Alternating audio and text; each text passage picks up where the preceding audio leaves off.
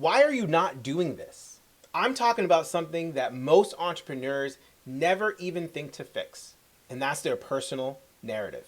I hear frustrations from my clients all the time. They'll say things like, I've hit my goals, but I just don't really feel fulfilled. I don't know what I'm working toward anymore. I keep comparing myself to others and falling short. Do any of those sound familiar to you? And here's the truth of what I think you really want. You want to feel like you are on your own path, not someone else's. You want to have a mission that fuels your actions. You want to wake up each day knowing exactly who you are and why that even matters. So here are 3 points that I want to share with you about your personal story. Point number 1, you're already living a story, even if it's not intentional. Here's the truth. If you aren't narrating your own story, someone else is doing it for you. The problem isn't that you don't have a narrative. You have one, trust me. It's that it's usually running on autopilot. And if you don't rewrite it, it's going to pull you in the wrong direction every single time. Point number 2, the hero's journey isn't a metaphor, it's a model. When you see yourself as the hero, complete with an origin story, a mission, mentors, and battles, both external and internal, it completely changes how you show up. Everything gets reframed. Point number 3, your identity shapes your actions, not the other way around. When you shift how you see yourself, your habits change automatically. You stop reacting and then you start leading, and that's where momentum lives. So how do you put this together? Well, I'm going to give you the strategy of how to build a narrative that fuels growth. And listen, if you want the worksheet that walks you through rewriting your story and reigniting your identity, click the link somewhere in this description or comment or DM me hero mode and I'll send that to you. So we got to take a look at you as the up and coming hero of your own story. And there are multiple steps here, and we're going to break it down into focus. But just know that there are 6 steps here, and we're going to focus on each one. So step number 1 is you got to define your origin story. And you got to ask yourself questions like, where did I come from? What challenges shaped me? What beliefs have I been carrying?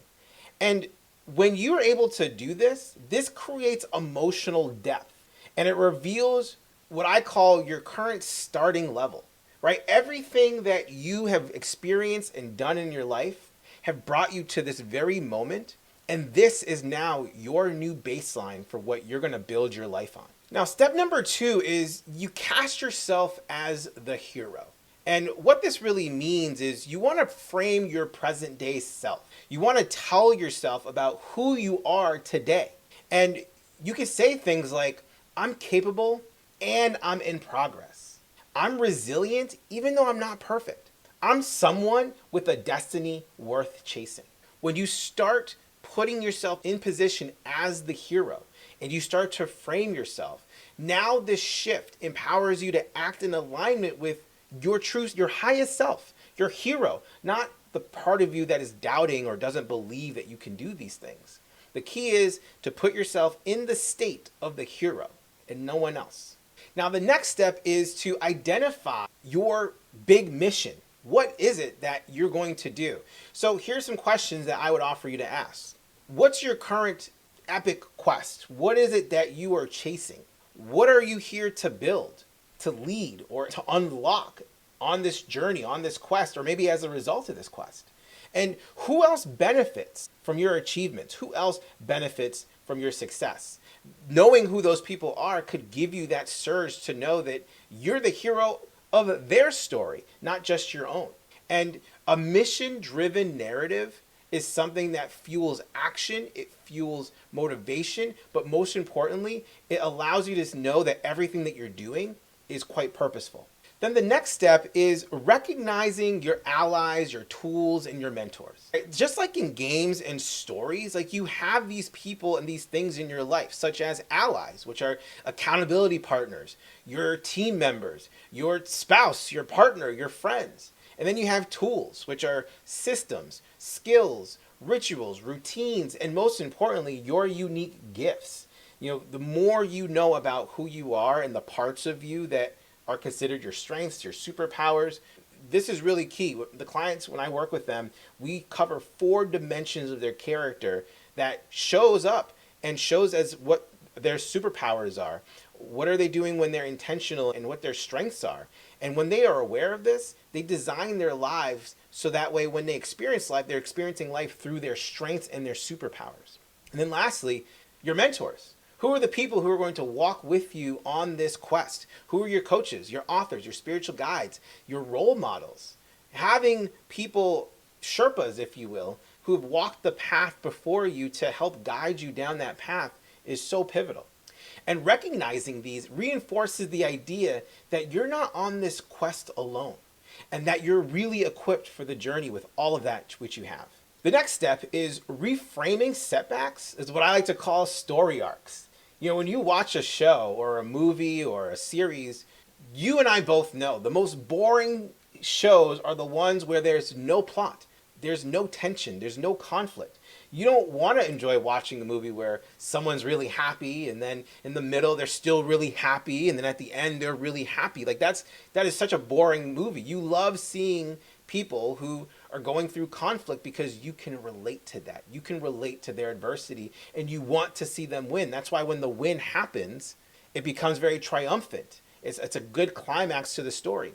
Well, your life works the same way too. Every setback you have is essentially a plot twist. So instead of having experiences where you're like, I failed again, woe is me, you can think, well, hey, this was a boss battle. This was a plot twist. This was act 1. And I didn't win at the end of this, but I leveled up in resilience, clarity, and strategy, and I'm ready for act 2. I'm ready for the other part of this story. And when you're able to reframe that, what you get, lessons learned from the experience, those setbacks, and wisdom that you can then go back and use moving forward. And that's something that you get to keep forever. So when you do this, setbacks truly become plot twists, not signs that you're off course or you're doing something wrong. And lastly, step 6 is you got to decide the ending that you're writing toward. So ask yourself simple questions like, well, what does my level 100 version of myself look like? Maybe level 100 is extreme, but maybe it's what's version 2 of me look like? What's version 3 of me look like? And what are they doing? What are they feeling? What are they experiencing? What are they achieving? What are they contributing? And then lastly, how do they act? How do they think? How do they lead? How do they love?